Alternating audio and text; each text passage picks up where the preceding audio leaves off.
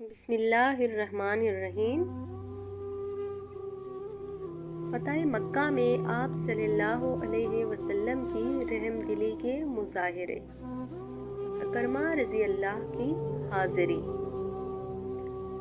اکرمہ بن ابی جہل ان افراد میں سے ایک ہیں جن کا خون مباح کر دیا گیا تھا۔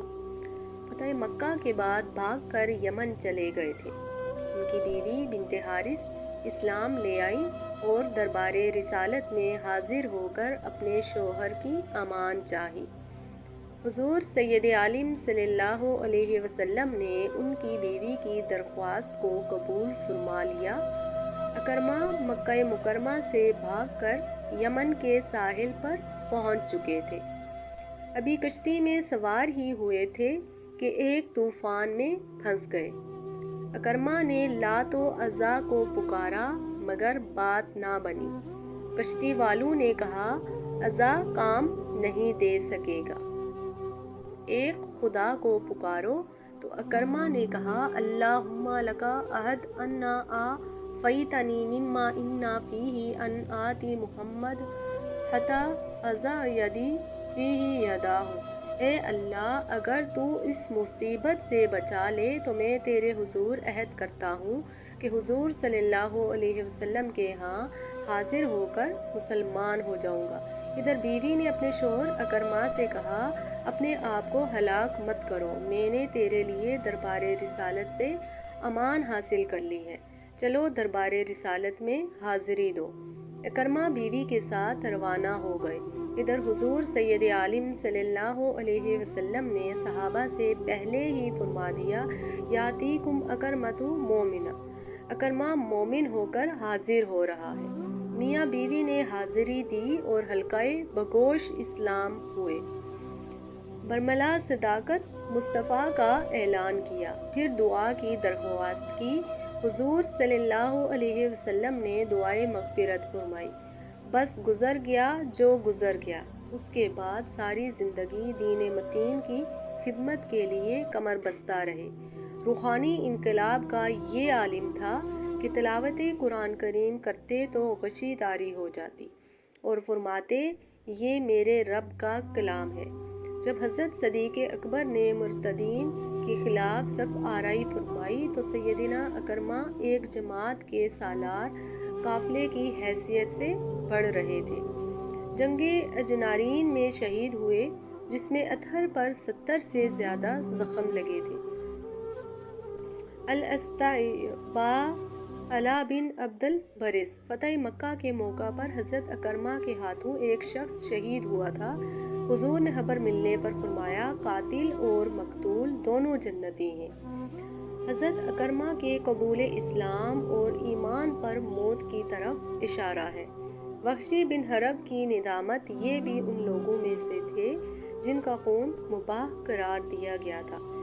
یہی وحشی تھے جنہوں نے حضور صلی اللہ علیہ وسلم کے مقدس چچا سیدنا حمزہ رضی اللہ عنہ کو شہید کیا۔ یہ جبیر بن مطعم کا حبشی غلام تھا۔ جنگ بدر میں جبیر کا چچا طعیمہ حضرت حمزہ کے ہاتھوں قتل ہوا۔ جبیر اپنے چچا کا بدلہ لینا چاہتا تھا۔ وحشی سے کہا اگر تو حمزہ کو قتل کر دے تو تجھے آزادی ہوگی۔ فتح مکہ کے بعد طائف کے لوگوں کے ساتھ دربار رسالت میں حاضر ہوئے۔ لوگوں نے عرض کی حضور وحشی آ گیا ہے جس نے آپ کے چچا کو قتل کیا تھا۔ آپ نے فرمایا چھوڑ دو، ایک شخص کا مسلمان ہونا میرے نزدیک 1000 کافروں کے قتل سے کہیں زیادہ اچھا ہے۔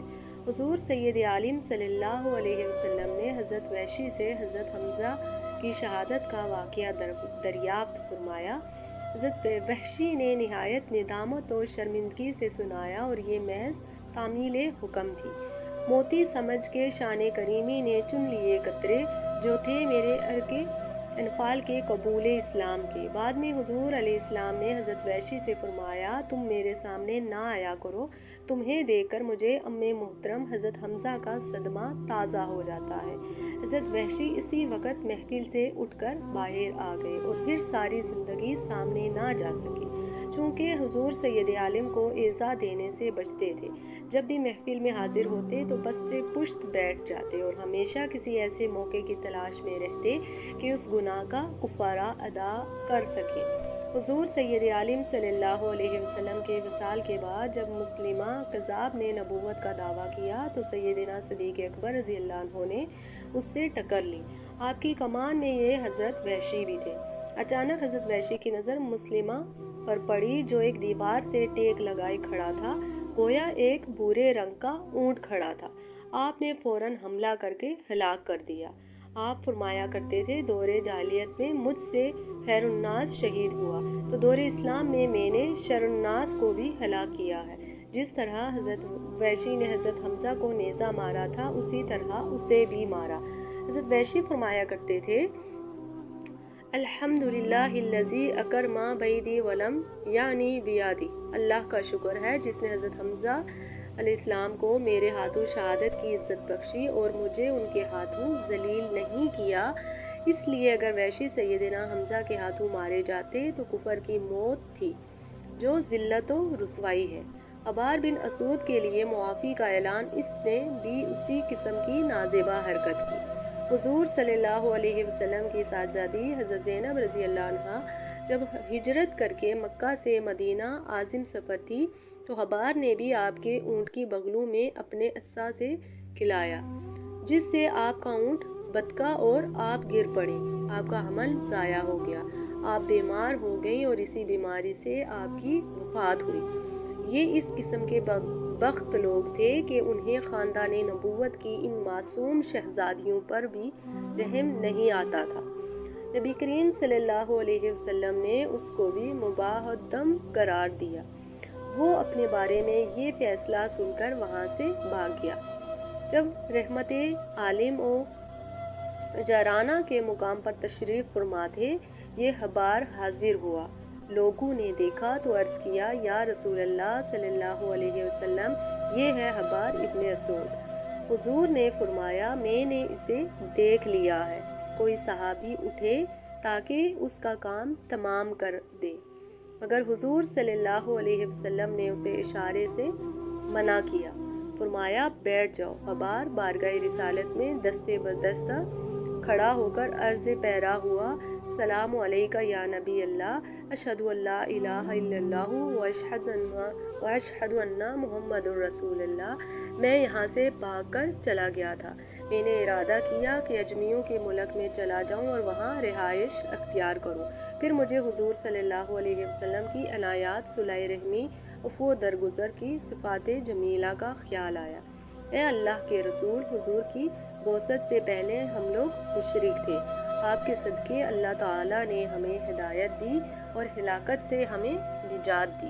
مجھ سے جو غلطیاں ہوئیں ان سے درگزر فرمائیے، جو میری باتیں حضور کے لیے اذیت کا باعث بنی انہیں معاف فرمائیے۔ میں اپنی غلطیوں اور بدکاریوں کا اقرار کرتا ہوں، اپنے گناہوں کا معترف ہوں۔ اس سراپا رافت و رحمت نبی نے اس کی عرض داشت کو مسترد نہیں کیا۔ فرمایا، قد عفوت عنک، اے حبار، میں نے تجھے معاف فرما دیا۔ اللہ تعالیٰ نے تجھ پر احسان فرمایا کہ اس نے اسلام قبول کرنے کی تجھے ہدایت دی، اور جب انسان اسلام قبول کرتا ہے تو اسلام اس کی سابقہ بدکاریوں اور خطاؤں کو ملیام میٹ کر دیتا ہے۔